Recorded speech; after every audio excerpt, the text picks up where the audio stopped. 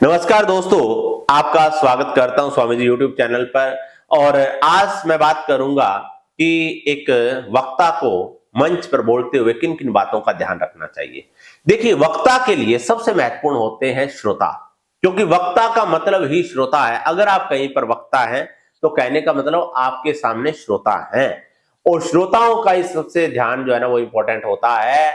अगर एक वक्ता केवल और केवल, कई बार क्या होता है कि अपनी ड्रेस के ऊपर ही फोकस करता है, मेरे को कोट पैंट पहनना चाहिए, मुझे ऐसे कपड़े पहनने चाहिए, ऐसा हेयर स्टाइल होना चाहिए, ये ठीक है, इसके ऊपर आप काम करें, लेकिन बहुत ज्यादा काम करना चाहिए हमें मुख्य बात पर।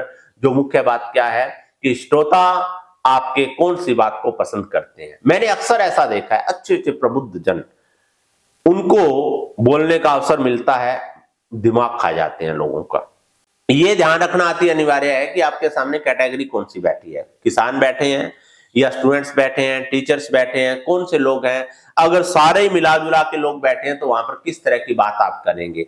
एक अच्छा संचालक या वक्ता लोगों के माइंड को कैप्चर करता है। कैप्चर का मतलब वो लोगों की साइकोलॉजी को समझता है कि कौन सी बात लोग पसंद करेंगे।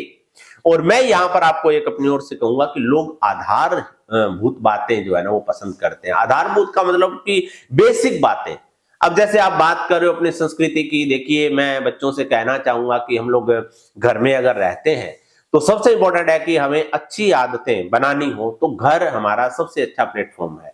घर में हम लोग जो कुछ बच्चे खींच पड़ते हैं छोटी छोटी बातों पे, तो आप जो है ना ये ध्यान रखें कि जब भी आपके पेरेंट्स हैं, आपके दादा दादी आपके साथ बातचीत करें, आपको कोई काम कहें तो आप वो कीजिए, आप उनके पास बैठिए, और इससे जो है ना हम लोगों की आदतें बहुत सुधरती है। ये एक अच्छा संस्कार निर्मित होता है। मान लो इस तरह की बातें वहां पर लोग पसंद करते हैं। अक्सर शिक्षा को लेकर आप बोल सकते हैं, जैसे पेरेंट्स भी बैठे हैं, बच्चे भी बैठे हैं।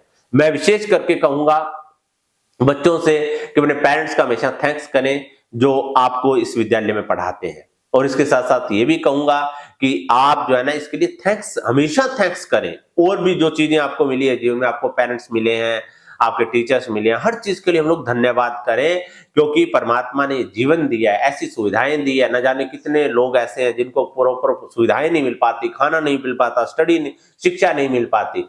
तो आज हमें अगर मिला है, इस तरह की कुछ नॉर्मल जो बातें हैं, साधारण बातें, वो लोगों को समझ आती है। अब क्या होता है कि कई लोग करियर के बारे में बात करना शुरू कर देते हैं कि आज आईआईटीएन करें, आईआईटी करें, या कहेंगे कि आईआईटीएन बने, आईपीएस करें। और वहां पर बात आपकी ठीक है, मैं ये नहीं कहूंगा कि आपकी बात गलत है, लेकिन वहां उस चीज को समझने वाले अगर लोग नहीं है तो आपका बोलना बेकार जाएगा।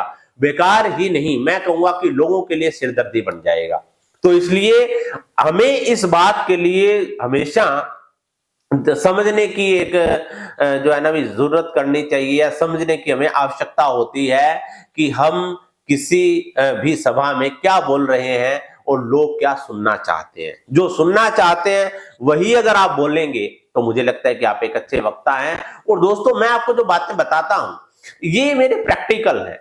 हो सकता है कि मेरे बताने में आपको कोई ना कोई ऐसी क्लैरिटी ना हो, स्पष्टता ना हो, लेकिन मैं प्रयास करूंगा कि आपको एग्जाम्पल देके समझाने का प्रयास करूंगा। कि मैंने अक्सर ऐसा देखा है कि एक बार क्या हुआ कि हमारे विद्यालय में एक शिक्षक थे, अभी हैं वो, तो मैं उस समय गवर्नमेंट स्कूल में पढ़ाता था।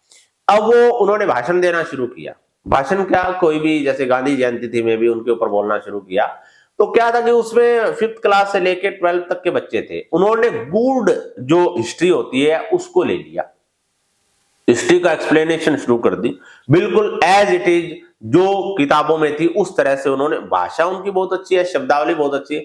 मैं कहता हूं कि उन्होंने इतना स्टूडेंट्स को बोर किया, बाद में बच्चे कहने लगे सर इनका तो है ना बोले तो अच्छा, लेकिन हमें तो कोई समझ नहीं आया और हम बोर हो गए बहुत ज्यादा। सुबह सुबह हमारा दिमाग खराब हो गया, असेंबली में बोले थे। यानी कि 25 मिनट तक बच्चों का दिमाग खाया उन्होंने। तो यहां पर उन्होंने ये नहीं सोचा कि गांधी जी ने सत्य और अहिंसा की बात की है, आदतों की स्वच्छता की बात की है। तो आप बच्चों को बताओ कि बच्चों देखो, स्वच्छता का ध्यान रखें। गांधी जी स्वच्छता के पुजारी थे।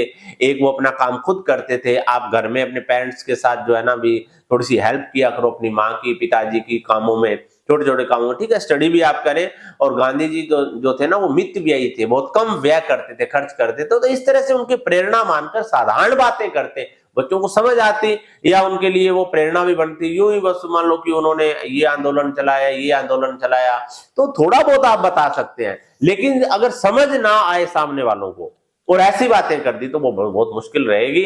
तो दोस्तों इस तरह से आप बात कीजिए, लोगों का, सामने वालों का दिमाग पढ़ने का प्रयास करें, और ऐसी काबिलियत एक वक्ता में, संचालक में होनी भी चाहिए। बने रहिए। अगर आपको मंच पे बोलना सीखना हो तो दिए गए मोबाइल नंबर पर संपर्क करें। धन्यवाद।